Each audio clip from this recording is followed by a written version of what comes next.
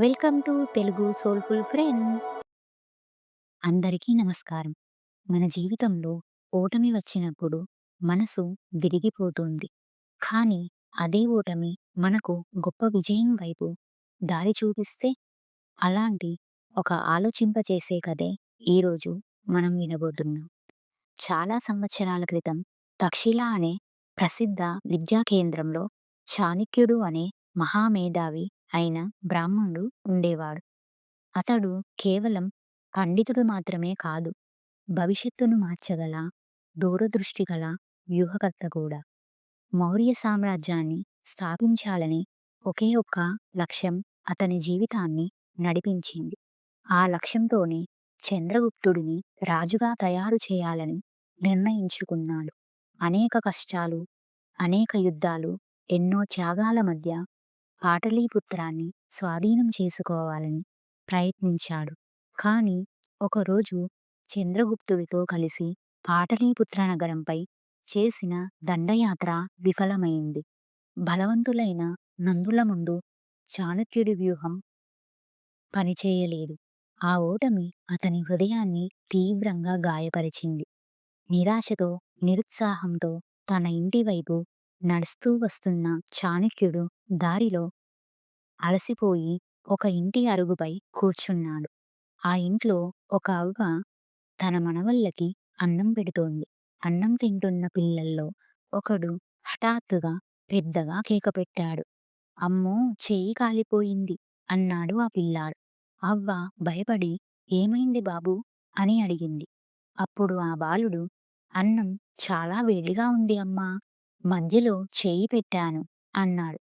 అప్పుడా అవ్వ చిరునవ్వుతో ఇలా అంది, "అదే కదా బాబూ, ఎవరైనా అన్నం మధ్యలో చేయి పెడతారా? పక్కన నుంచి నెమ్మది నెమ్మదిగా తినాలి కదా" అంది. తరువాత ఆమె ఒక మాట అంది.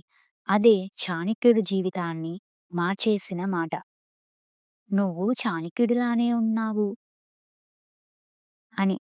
ఆ మాటలు అరుగు మీద కూర్చున్న చాణక్యుడి చెవుల్లో పడ్డాయి. అతని మనసులో ఒక్కసారిగా వెలుగు వెలిగింది. అవును, నేను చేసిన తప్పు ఇదే అని అతను గ్రహించాడు.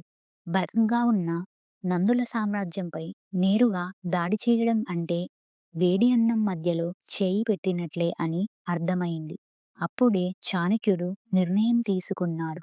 నేరుగా పాటలీపుత్రాన్ని ఎదుర్కోకుండా చుట్టుపక్కల ఉన్న చిన్న చిన్న రాజ్యాలను నెమ్మదిగా వ్యూహాత్మకంగా ఆక్రమించాలి అని.